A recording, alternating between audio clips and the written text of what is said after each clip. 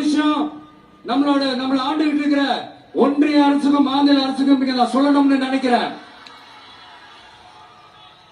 நான் இங்க வளர்ச்சிக்கு எதிரானவெல்லாம் கிடையாது. ஏர்போர்ட்டே வரக்கூடாதுன்னு நான் சொல்லல, இந்த இடத்துல வரக்கூடாதுன்னு தான் சொல்றேன். இத நான் சொல்லலன்னு வைங்களேன், இவன் வளர்ச்சிக்கு எதிரானவன் அப்படி இப்படின்னு சொல்லி ஒரு கதையை கட்டி ஆரம்பிச்சிருவாங்க.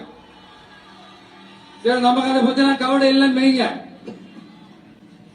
எல்லாத்துக்கும் மேல இன்னைக்கு இந்த பூமியில வாழ்ற எல்லா உயிரினங்களோட இருப்பையும் புவி வெப்பமயமாதல் பயமுறுத்திட்டு இருக்கு. அதனுடைய ரிசல்ட் தான் ஒவ்வொரு வருஷமும் இந்த மழை காலத்துல வெள்ளத்துல சென்னை சிட்டி எப்படி தத்தளிச்சுக்கிட்டு இருக்கிறது நம்ம பாக்குறோம். இப்ப ரீசன்ட் டைம்ல எடுத்த ஒரு அறிவியல் ஆய்வுல இப்படி ஒவ்வொரு வருஷம் சென்னையில வர பிளட்டுக்கு காரணமே இங்க இந்த சுற்றுவட்டார பகுதியில் இருக்கிற சதுப்பு நிலங்களை நீர்நிலைகளை அழிச்சதுதான் சொல்லுது. இப்படி ஒரு சூழல் இருக்கும் போது 90% ஆஃப் விவசாய நிலங்கள் 90% ஆஃப் நீர்நிலைகளை அழிச்சு இங்க இந்த பரந்தூர் விமான நிலையத்தை கொண்டு வரணும்னு எடுக்கிற அந்த முடிவை எந்த அரசா இருந்தாலும் அது மக்கள் விரோத அரசா தான் இருக்க முடியும்.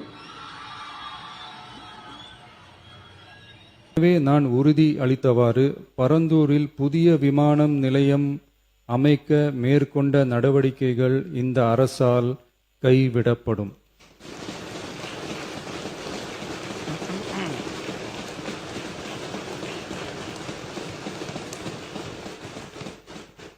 துறை சார்ந்த வல்லுநர்கள் மற்றும் கல்வியாளர்கள் ஆகியோர்களிடம் கலந்தாலோசித்து விவசாய நிலங்கள் மற்றும் குடியிருப்புகளுக்கு பெரிய அளவில் பாதிப்பு ஏற்படாதவாறு புதிய விமான நிலையம் அமைப்பதற்கான பொருத்தமான சில மாற்று இடங்கள் தேர்வு செய்யப்பட்டுள்ளன.